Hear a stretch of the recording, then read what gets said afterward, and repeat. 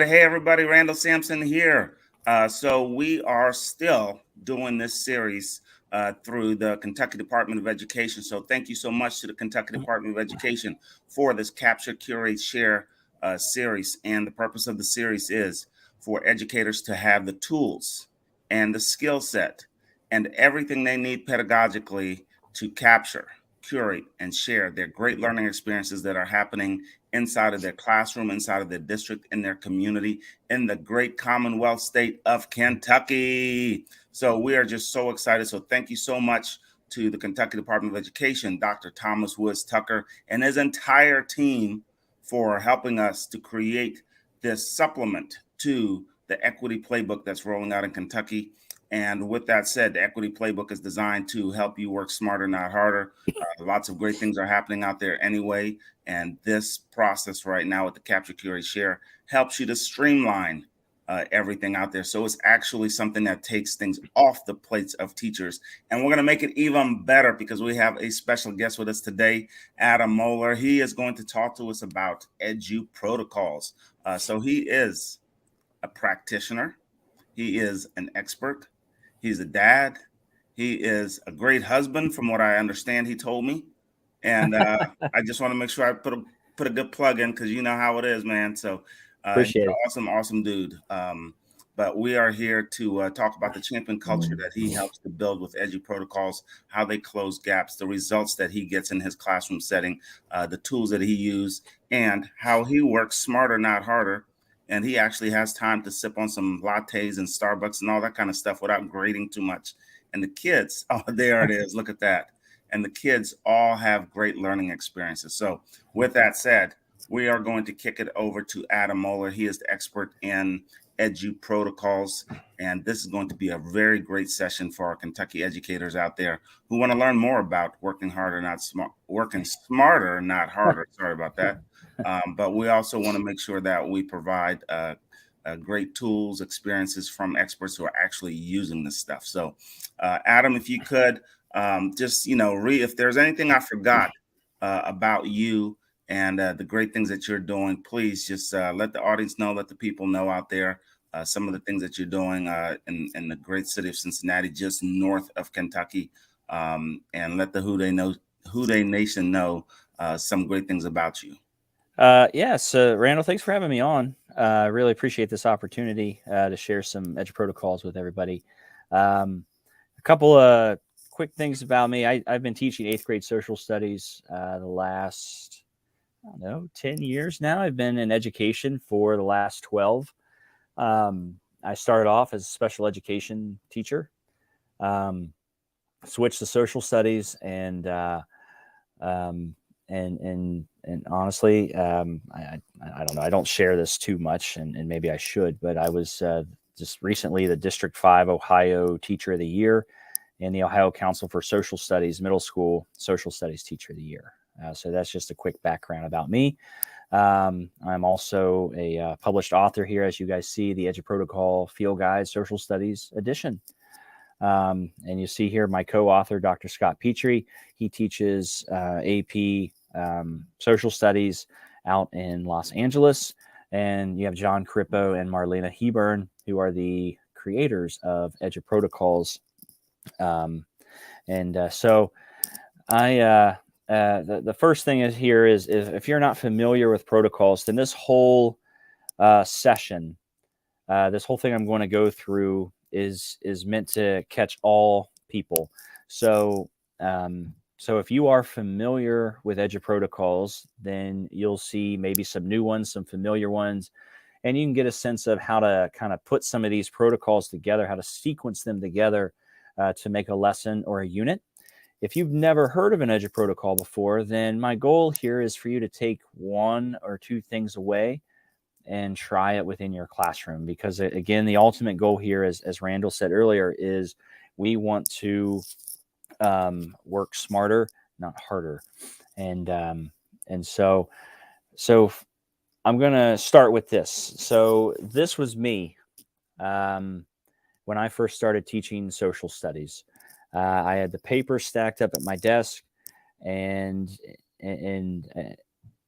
I knew like I could not sustain this. I worked so hard that first 2-3 years of teaching social studies, paper everywhere, unorganized papers. It was honestly, it was awful. And I didn't know how I could sustain this. And so I'm always looking for ways to be more efficient, but yet effective at the same time. Um, and so kind of what changed me on this whole path of changing my mindset and wanting something different for my class, I gave out blank maps. And you guys see the blank map right here. This is the one I found a picture of it. I took a screenshot of it. This is the blank map that did me in. And I'll never forget this. A student stood up and she goes, "Mr. Muller, this map here, I learned nothing from this. We do this every single unit, every lesson, and I learned nothing from these." And deep down, I kind of knew that too. And so I had all the students get up, throw these maps away, and and we were going to do it my way. And this was near the end of the school year. So we finished out the year. I came back that next school year and I thought I need something different. And that's when I found this EduProtocol book and started reading it. And I started to connect with it. The original EduProtocols book, I started to connect with it because it revolved around student-centered lessons, technology, and repetition. And the coach within me, the tennis coach within me, knows all about repetition. So first off, what is an EduProtocol? And so you have to ask yourself this question. What is a Venn diagram? What grade level goes with a Venn diagram? What subject goes with a Venn diagram? And how many times to master this Venn diagram? And the answer to all those questions is a Venn diagram fits with any grade level. A Venn diagram fits with any subject level. And you have a lifetime to master this, and you can keep doing it. Like I remember doing Venn diagrams in second grade, third grade, fourth grade, all the way through school. I have done some a Venn diagram of some kind, and that's kind of the idea of a protocol. Is it's these lesson frameworks that you can build around your curriculum, and it's not a curriculum. It's not a special textbook. You can keep all your textbooks, you can keep all of your curriculum, but get rid of all those worksheets, get rid of all the low level questions that come with your curriculum, and replace it with protocols. And you want to get kids creating more. And so that's basically what it is.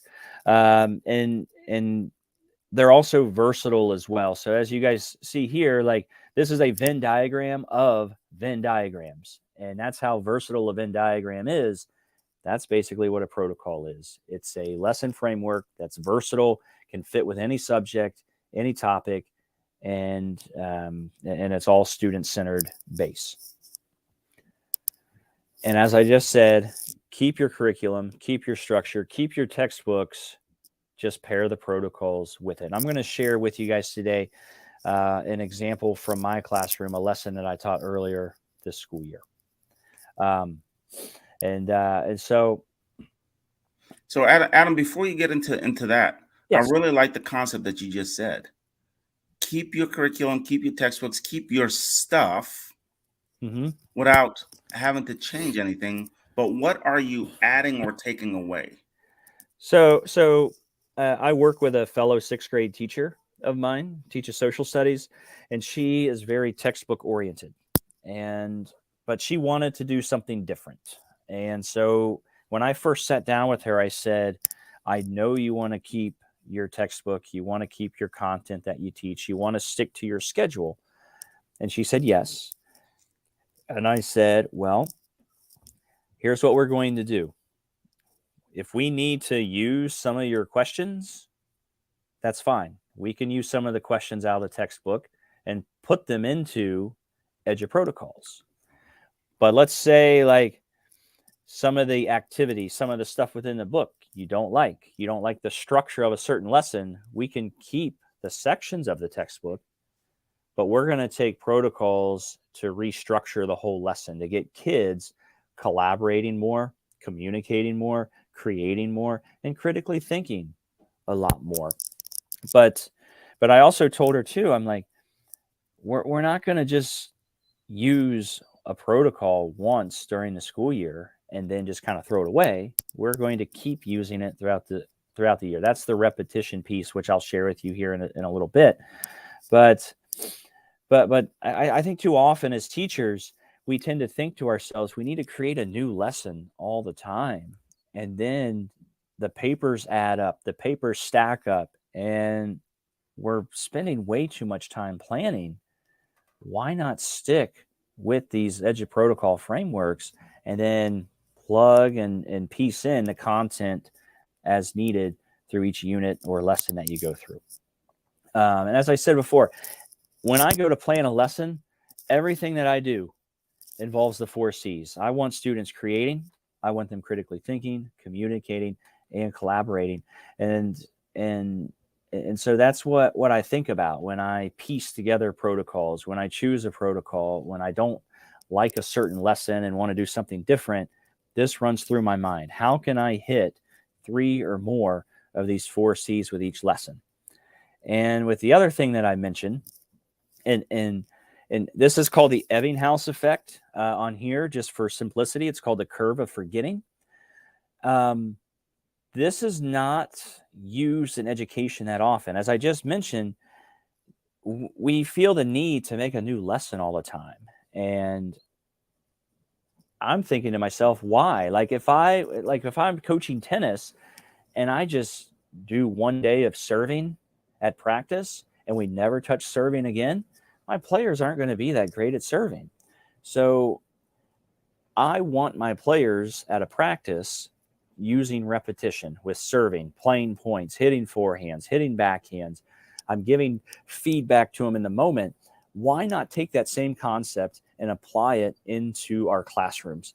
And so some of the protocols I share with you guys today, we're not doing it once or twice throughout the school year. We are going to do some of them 4, 5, 6 times. Some of them we're going to do it once, twice a week, all school year long. Some of them we might do like every other week, all school year long. But the point is these frameworks are familiar to students with the repetition. I'm giving feedback and they're getting better. It's that same idea of like my tennis coaching mentality. But I will stress to everybody, though, if you're interested in using protocols or any of the protocols that you see today, start with a low cognitive load for our 2 to 3 reps and then get into your content. So, for example, maybe you have the kids introduce themselves with the first protocol rep. I usually do that at the beginning of the school year. I'll ask the kids to make a sketch and tell, which you'll see today, about themselves. Or maybe I'll have them do a number mania about themselves. Or maybe you have them, as it shows here on the slide, you do something about In-N-Out Burger with a protocol. And then you do something about Nike, and then do something about music. And then, bam, now we're ready to get into some content. But the idea is teach them the process first. And this is just good advice for any classroom, anything that you decide to teach, whether it's protocols or not. Start with a low cognitive load, 2 to 3 reps, and get them acclimated to the process. And then you start plugging your content in. So high interest, quick completion. And now you start building on the student's strengths. So here's where we as teachers need to make a mind shift change. So this is our typical structure for teaching lessons. I know when I was going through school with learning social studies and doing math, science, all that stuff, we typically as teachers, we give direct instruction first. And then we give the work, usually a depth of knowledge 1, maybe 2, and then the feedback comes later. So after that work, that depth of knowledge 1 there in the middle, that's where the papers start to stack up. And the feedback doesn't come until later. the mind shift change that I am stressing, that we are stressing in the EduProtocol world, is this. Let's give students the work first. Let's let them grapple with the content. And let's give them feedback in the moment, in the process of learning. And we can then give direct instruction to clear up any misconceptions. But here's the rep part. Let's keep doing it. Let's keep getting them involved with the content. Let's throw in the same protocol. Let's throw in a new protocol. And let's build in these reps within our class. So let the students deal with the work first, be with the work, and learn from the work first. And that feedback piece is so powerful. That's where learning is going to happen. So I'm going to walk you guys through a lesson that I did earlier in the school year and kind of show you the progression of it. And these are some quick things, quick changes that you can do within your classrooms with EduProtocols. And as I mentioned before, you can take one of these protocols and do it tomorrow within your class. Or if you are an EduProtocol, if you're familiar with EduProtocols, then you can get an idea of how you can piece or sequence them together for effective learning strategies.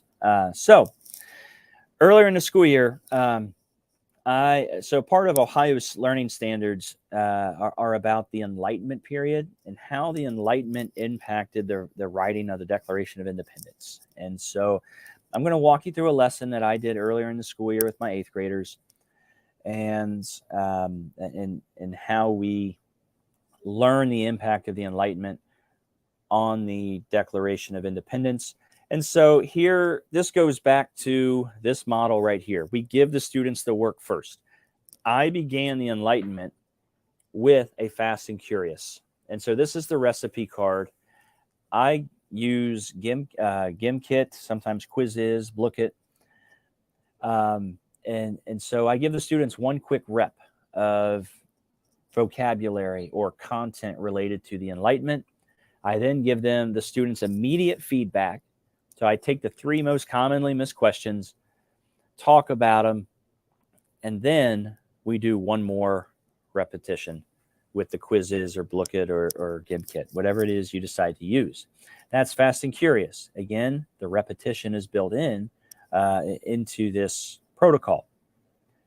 And so my class, my 8th graders, they got a 54% class average. And this is the other thing I love about protocols. They are so visual. You can see student learning. You can see the impact on student learning. And my class got a 54% class average at the beginning. I obviously went through, when I look at this picture, I went through this first question. I went through this question here because those are the most commonly missed. Now, what I do is I chart this out on the board. Students love to see this. I put the class averages out on the board. These are just a couple of examples from years past. But I put down, we started off at a 62%. Here's where we end up at the end of the week. And so I gave that feedback on the Enlightenment terms. And so then we switched gears. And we have and what I did next is called a parafly. Now, this EduProtocol is meant to get kids practice paraphrasing. I know most students, I ask, what's a paraphrase? And none of them know.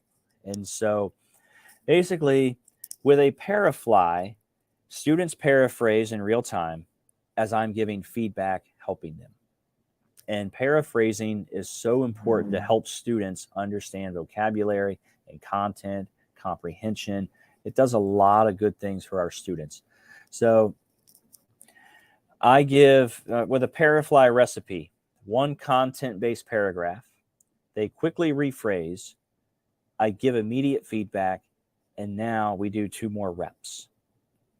And so what I did now with the Enlightenment terms is I took paragraphs from a reading this on the Enlightenment.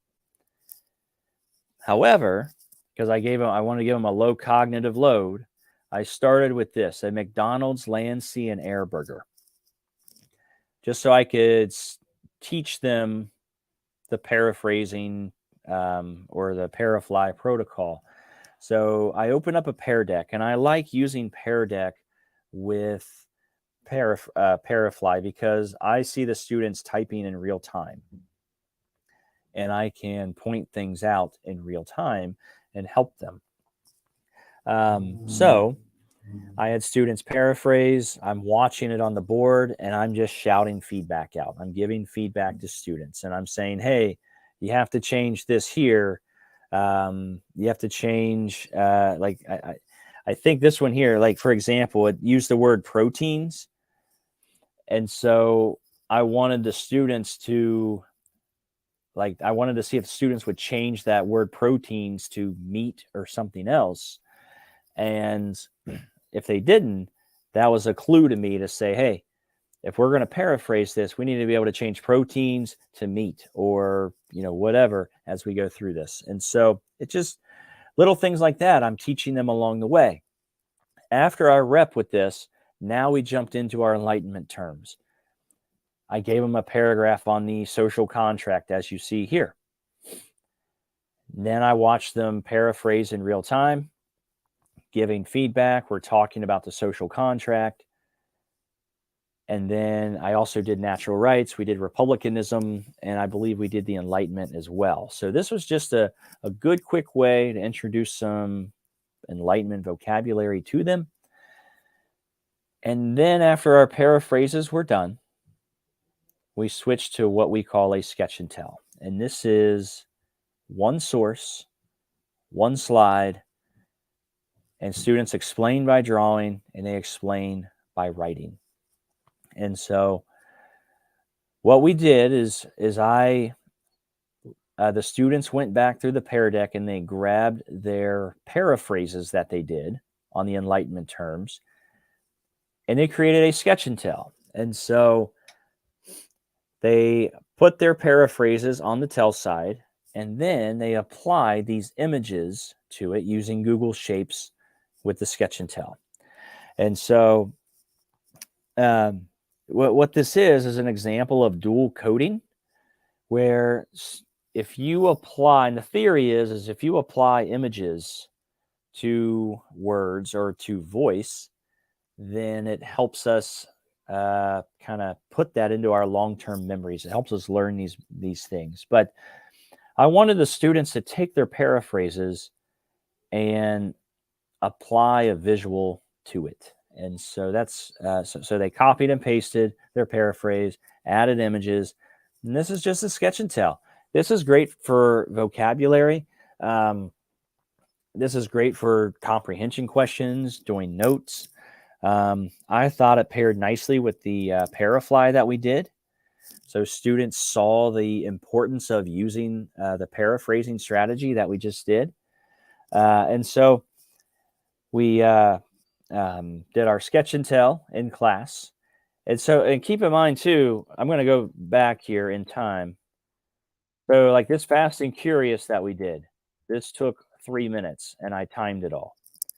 This Parafly that we did, this took us like 12 to 15 minutes. The sketch and tell that we did took us 10 minutes. And I'm timing this stuff as they're doing it. And I'm going to get the most out of my class period bell to bell, because I am of the belief if you work your students bell to bell, you don't need homework. It's not necessary. Right. And that's what we're doing. We're going bell to bell and grinding. Right. So did you do all 3 of these in one class period, or did you do 2 of them in a class period, or did you do 1 per day? How did that work? So what I'm sharing right now is just 1 class period. Wow. 1 class period. And as you see here, like, we're getting after it. Yeah. Yeah. You're hitting multiple modalities all in 1 class period, right? You're hitting all of the DOK levels all in 1 class period, and you're working both sides of the brain all in 1 class period. Yes. We're getting it done in 8th grade social studies. Nice. And then This is why you're a teacher of the year, man. I can see it. I stress to people. I just had a student teacher in my room. He was only in there for 5 days, and I've stressed to him, everything I do in here has a purpose. I am not going to give busy work just to do it. Everything serves a purpose. Everything that you see here is a learning artifact. If we're going to create something, we are going to use it for a bigger and better purpose within our lesson somewhere. And so I couldn't stress that enough to him, as I was trying to work with him on planning lessons, designing lessons. I don't know. I try to put so much thought into what I do, and I'm so purposeful with what I do. And I love getting creative. Like, what if I put these two protocols together? What if I put this together? What am I going to get out of students if I use these together? So I'm always like reflecting. I'm always thinking as I'm teaching. It's just constant, nonstop, all day, just reflection. That didn't work. Let's try this. Okay, this didn't work. How do I need to say this differently? Things like that. So as I just mentioned to Randall, this was all one class period so far. So here's the fast and curious piece. We come back at the very end of the class, and my students got a 92% class average. So we just went from a 54% to a 92% class average with enlightenment ideas. And again, it was just basic. It was, I wanted to teach them some vocabulary, because the ultimate goal here, how did the Enlightenment influence the Declaration of Independence? I want the students to be able to read the Declaration of Independence and read a line and go, oh, natural rights influence that. Oh, social contract influence that. That's the ultimate goal. So then the next day, so now we're on to Tuesday. Students come in. That same reading that I had them paraphrase, now I paired it up with a cyber sandwich. So one thing I love to do, if I can get students reading the same document, the same reading 2-3 times over, that is going to help with retention and learning and comprehension levels. So I love to try to trick the kid. I'm almost tricking the kids into reading the same thing 2 or 3 times over. So they came in Tuesday. I had a cyber sandwich ready. So a cyber sandwich involves 2 students, 5 slides. I give them one source, which was our reading on the Enlightenment, and they read, take notes, they compare their notes and talk about it, and then they just write a summary. And this is something that I do once or twice a week, all school year long. And sometimes, and I'll share this with you here when we get to it. Sometimes I'll scaffold it with questions straight from the text, and they don't realize they're using the textbook, but they are. Sometimes I'll leave the notes open-ended. We just mix it up, but I try to focus on getting students writing good, solid paragraphs throughout the school year using a cyber sandwich. We just focus on a topic sentence, using key details, and a concluding sentence. And we've been working on this skill all year. If I can teach kids to write a solid, decent paragraph, then I think that's a good thing. So I gave the kids this slide, and so we're reading that Enlightenment reading again. And so, as I just mentioned before, students take notes. So these are some notes that a student took. I give them 10 minutes. You have 10 minutes to read and take notes. And so when I share a cyber sandwich with a student and I have a reading with it, I try to keep the reading to 1.5 pages. So I have the students read for 10 minutes and take notes. Here's student 2's notes. And you'll notice here the influence at the bottom, the timer shut off. And I said, we're moving on. And I stick to my time. And so they didn't get to finish, but that's okay, because they talk about it, they compare with each other. And I have the students, now this particular one I didn't, but I'm always like switching this up as I go. I try to have the students for this part right here, where student 1 and student 2 compare their notes. I tell them, pick 4 important facts that you learned about and type them out. And then talk about it with your partner. Did you have any that are the same? Did you not? And so it just makes for a good discussion, and it helps structure the discussion as well. But then, so this takes 5 minutes, and then they write a paragraph to summarize what they just learned. So again, this takes 20 to 25 minutes. Here's student 2, and they're doing it with the same reading from the day before, but they didn't realize they were doing it with the same reading. But now we're thinking about that same reading, though, on a different level. We are summarizing it together. Here's some more student examples from the same class. I put this one in because I just liked how he said a bunch of people gathered around and shared new ideas. So I thought that was funny. And then here's another example of some student writing as well. But this is the power of repetition. At this point in the school year, like this is the, I don't know, like 6th, 7th time that we've done a cyber sandwich, and our paragraphs are getting better. And it goes back to that curve of forgetting I shared earlier. We're not just going to do something once or twice. We're going to do it all school year long, and we're going to get better at it. And so, that Tuesday, I also threw in there like a Freyer model to take care of some vocabulary. We did the fast and curious again. And then we came in on Wednesday, and here's another protocol that I like to use. This is a thick slide. Basically, a thick slide is a deconstructed paragraph. So, students always, cry and complain all the time. Man, I can't write a paragraph. I got to write 5 sentences. I don't want to write 5 sentences. And so this is a way to get them to write a paragraph without writing a paragraph. And so a thick slide here. And here's the thing. I think as teachers, we often think we need to stick to these rules that we see right here. We need to stick to this recipe. But sometimes you have to think just kind of outside the box a little bit and make up your own rules as you go.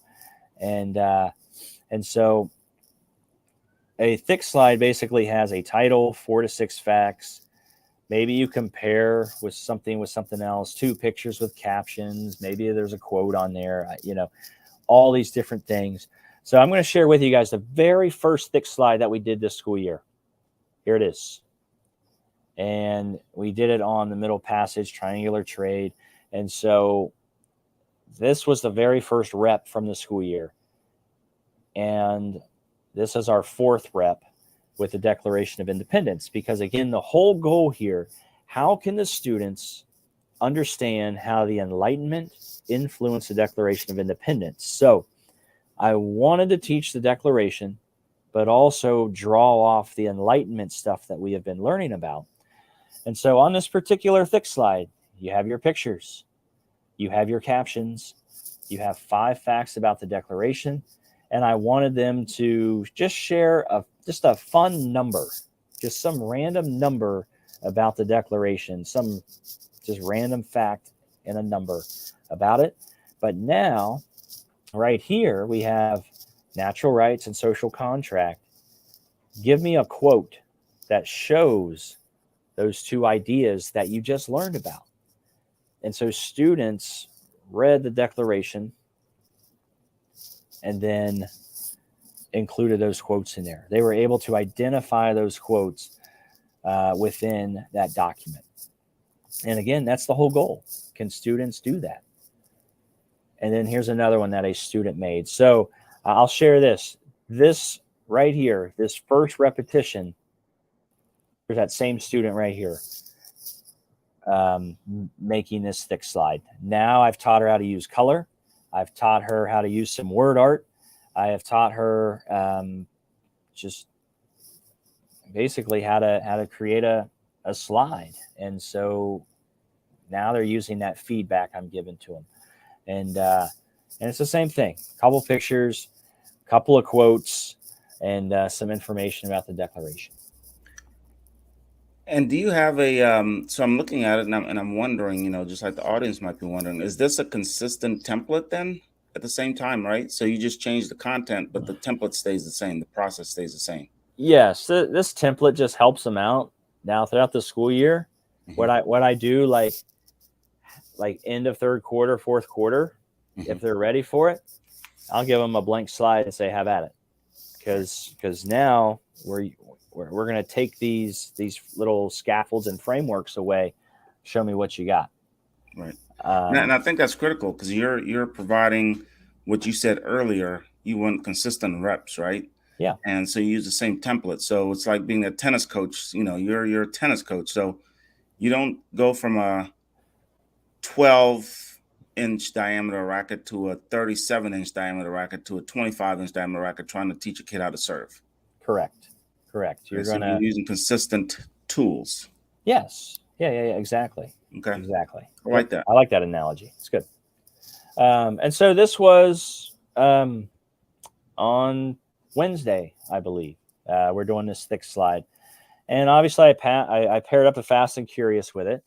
Now, we had some other lessons about the Revolutionary War in there that I didn't include. But now fast forward to the end of the unit, and now I give them an assessment choice. And so they had the option of doing and now these are not protocols. I will say that. These are not EduProtocols. I just wanted to share what the assessment looks like at the end. And so they took everything within this unit that we learned about and then applied it. And so they had the option of using hexagonal learning. And you'll notice here, they pointed out this idea of natural rights, social contract, abolish changing government that we just learned about. They went back to stuff we learned at the beginning of the unit and added in some details there. If they didn't want to do hexagonal learning, they could do this virtual story dice. Now, I got this from a paid subscription website that I'm on, but this lays off of this dual coding idea. And they basically retold the story of our unit using images or icons. And you'll notice right here, they mention the Enlightenment and natural rights. And they brought up life, liberty, pursuit of happiness, and a Declaration of Independence. And so this was a very nice way to end the unit. So with everything that I went through, what does that look like in terms of my week? And so I have it listed out here. So Monday, we did a Fast and Curious. I threw the work at them. I gave them feedback. The Parafly, we're paraphrasing Enlightenment terms, and I'm giving them feedback. The Sketch and Tell, now we're using the Parafly and applying our paraphrases and applying images to it. And now we're back to the Fast and Curious again. But it comes back to the reps piece, the repetition piece. Tuesday, I'm back to the Fast and Curious again. And anything that they're missing repeatedly, like let's say they're getting the word republicanism incorrect. Well, I'm going to do a Freyer model. I know I didn't share that with everybody, but a Freyer model is a good graphic organizer for vocabulary words or just basic content. But if I notice that the students on the Fast and Curious are missing republicanism or social contract, I then just whip out a Freyer model and it's like, all right, let's look this word up. Let's define it. Let's find examples of it, non-examples of it, stuff like that. And then we have that cyber sandwich going on. Wednesday, we had the thick slide, some Fast and Curious, and some feedback. and then work our way a few more days with the Revolutionary War, and then we end with the assessment choice. And so, as I mentioned at the beginning of this, if you are interested in this, just take one thing. The easiest thing to take is a Fast and Curious, and just providing those review and repetition pieces with your students.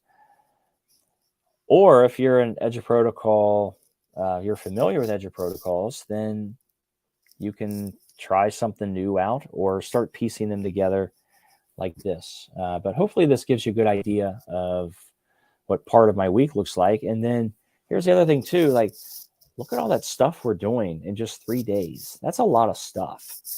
And students are working hard. Students are getting after it. I think they appreciate the fact that they're allowed to be creative. They appreciate the fact that they're allowed to fail. They appreciate the fact that I'm giving them feedback in the moment. And I think that's really important. And again, it's just a mindset shift that I think we need to make for our classrooms. And so this is a quote from a student earlier this year. Obviously, I mentioned I teach 8th grade. And so the student said to me, he goes, "Mr. Mueller, you're my favorite teacher." And I know how 8th graders are. And I went, "Why?" And he goes, you're just really great." And I went, "Okay, cool. Why?" And he goes, "I just really like this class." And I go, "Dude, why? Add something to that." And he said, "Well," he goes, "we actually do stuff. We create stuff. We actually learn in this class." And if any of you knew who that student was, you would be like, "Oh, that kid said that for real?" And so I was, I don't know, I was kind of blown away that he said that to me. So that's just some feedback from students. These are some awesome people in the Twitter world that I'm friends with. They said, Jamie Halsey said, "EduProtocols by their nature ensure students are collaborating and learning at a high level in a space that is safe for taking academic risks. My students have become more confident in their ability to communicate and understand content, which created a positive, enriching experience for students." Mr. Carr on the web is Jacob Carr. He has some really great content out there. In my experience, one of the foundational healthy bits of EduProtocols has been their predictability. Students know they're doing the thing right, so they focus on the content. And again, that's the repetition piece that's so important. Students know what they are doing with the repetitions and the feedback, and they don't have to focus on, all right, what am I going to do with Google Shapes? How am I going to change the color of that Google shape? How am I going to indent? How am I going to add a bullet point? I teach kids all of that stuff up front, so then they can focus on content later on down the road. So there should be no question of, oh, how am I going to change the color of this? How am I going to add this or do this? Teach them up front with a low cognitive load and focus on the content later. And then my friend Robert Mayfield, out in California, he teaches AP Human Geography. I believe the national average of passing the AP exam for human geography is around like 50%, maybe a little bit less. He took it on because they said, "Hey, Robert, we need you to teach AP Human Geography." He goes, "Okay." And he just started using protocols. He just strictly stuck to protocols all year, and he got 71.2% of his group to pass, significantly higher than the national average. And so our motto here is teach better and work less. These are all the books in the series. The EduProtocol Field Guide, Book 1 got it started for me. Book 2 added more protocols in there. There we have the Math Protocol Field Guide.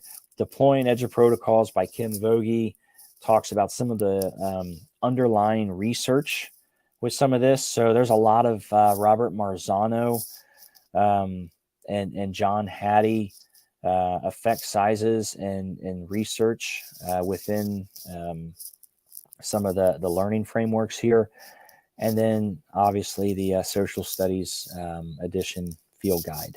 And so teach better, work less. If anyone's interested in this stuff, let me know. My email address is right there, adamjmoeller@gmail.com. My Twitter, my Instagram. I reflect on my blog, Moeller's Musings, right here, every single Friday. And I've been doing that for about a year and a half now. And everything I do, I share it out. I love to share. And John says this, John Crippo says this, I say this, free lifetime support from me. I'm always happy to help out. And is that it? I think that's it. Yeah, there Awesome. it is. That's So it, yeah. man. That's it. Hey, I do appreciate you coming out. And one of the things that I'm noticing in the conversation here is the ability to build this champion culture that you're doing, right? So where kids are saying, I'm really building stuff, we're doing stuff, we're creating. So that is what we want kids to say and be able to do when they leave at the end of the day. The ability to think for themselves, to question things, to question the world, not just to take things at face value. And then to have the skill set and the tools to say, if I can compare 3 things across time, you know, 3 different topics, 3 different events, 3 different things, and use the same tool to compare them. And now I can come up with an informed decision of my own, right? Yeah. So you're creating this champion culture where, just like, I don't know if you can see it right here where my shirt says be your own champion, where kids are advocating to become their own champions in life. Yeah. And those are the skills that you're providing. Yeah, the content standard says, you know, provide X, Y, and Z in the content standard. Kids need to know this in the content standard, but what you're really doing is you're preparing kids for life, whether they become physicians, whether they become electricians and nurses and teachers, firemen, police officers, whatever it is that they want to, you know, their pathway they want to explore in life. They have a tool bag now. Yes, we're teaching them to problem solve and create. And I like how you mentioned the getting students making connections. My co-author Scott, this is his famous slide that he likes to share. In 2021, the most commonly missed AP history question were making connections, and only 15% of students got those questions correct, making connections across the entire country, meaning 85% of students are struggling to make connections. And so a lot of these protocols, you know, not just the ones that you saw today, but some of the other ones that are out there, I mean, there's tons of them out there, are meant to getting students making connections and working on that skill. That's right. That's right. And most state tests, end of the year state tests in all 50 states is required, right? So most end of the year state tests, the kids do really great on multiple choice questions. It's the 2-step learning questions that the kids really struggle with. 2-step, multi-step learning. And so they have to create all these connections across these various steps. And you can just see the test scores dropping, right? And even in when we look at international tests, when they compare the United States to the rest of the world kind of stuff, in the United States it's 25th in math, or, you know, 47th in science, whatever that number is, it's not very good. But when you look at the PISA, the basic component is connections. So a vast majority of those questions are multi-step connection questions and going deeper into the learning, which is what you're doing. So if that became part of our national practice of teachers to do that, which is EduProtocols, we would blow everybody out the water, no doubt, no doubt. Yeah. Yes, for sure. It's when you look at some of those scores that you just mentioned, it almost becomes like, what's it going to hurt taking one of these protocols and just trying it out, you know, and just using it within your class and shifting your mindset and shifting the student's mindset a little bit. Yeah. And I don't know definitively what's it going to hurt, but I know definitively what's it going to help. So less grading for the teacher, greater engagement for the kid, Yep. deeper learning and understanding of the content, and the kids are leaving with a skill set that is unmatched. Yeah. Yes. I'll share this quick story about a Fast and Curious that I did because I have a super challenging class this year. And like I chart my Fast and Curious scores on the board, and their class average always sticks out like a sore thumb. They struggle to get above into the 70% range. I've been trying to figure them out all year.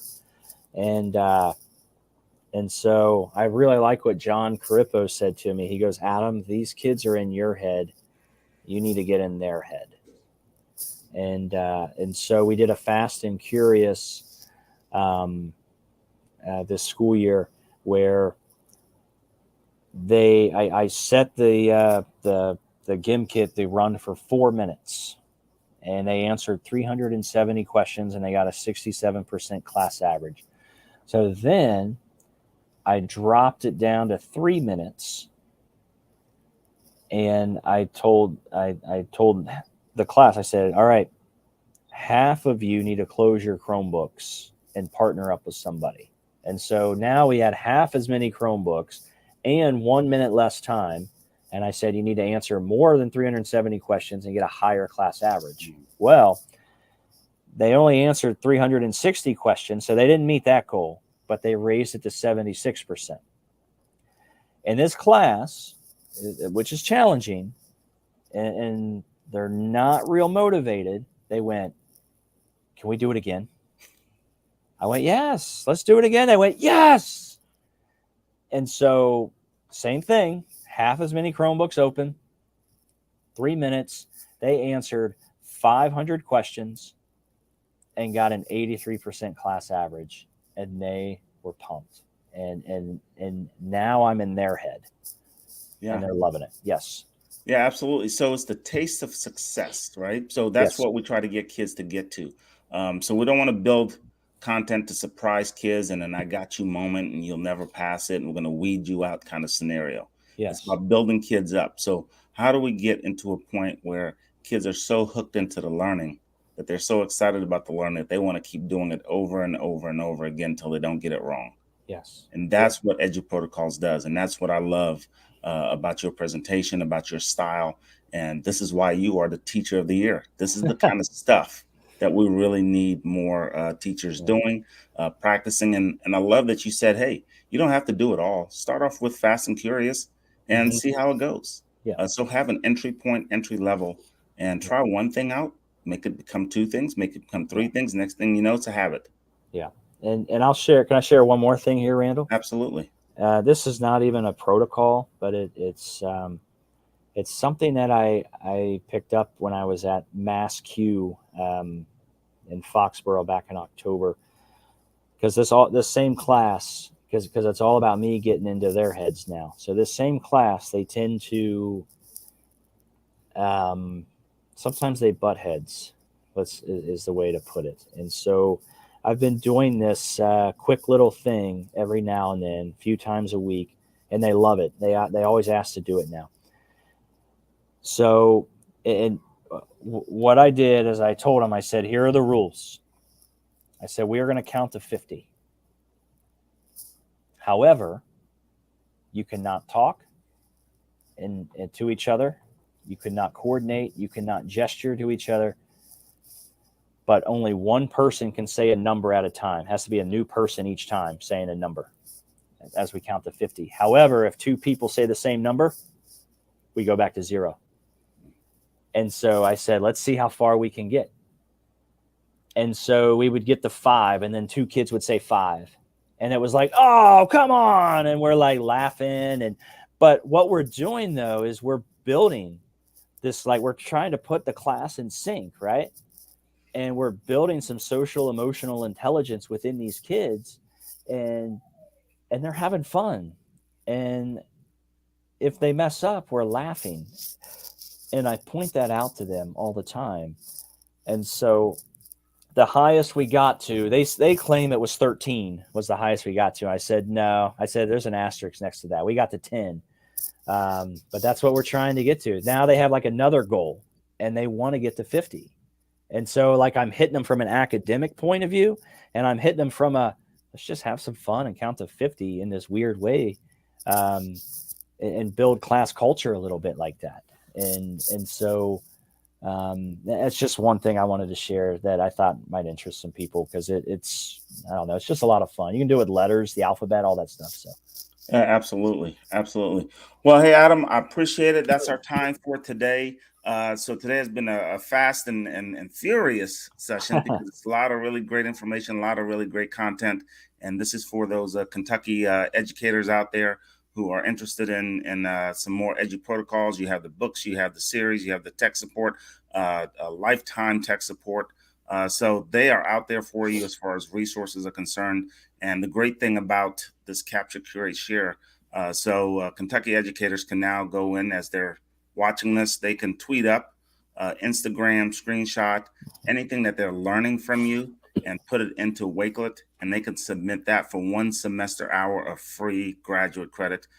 So we have all that information on the website as well, and it'll be in the descriptor below. But you have that capability and opportunity for you. And the great part about this is anybody else who's out there, if they go to the EduProtocols Plus website, and you go through the EduProtocols Plus, there's also the opportunity to earn grad credit. So for those 49 states out there outside of Kentucky. So we really appreciate everything that y'all are doing at EduProtocols. So thank you so much, Adam. And thank you to the Department of Kentucky Department of Education, Dr. Thomas Woods Tucker and his entire team, and the great state of Kentucky. All right. Take care, everybody. Appreciate you. Thanks, Adam. Thank you. Thanks, Randall.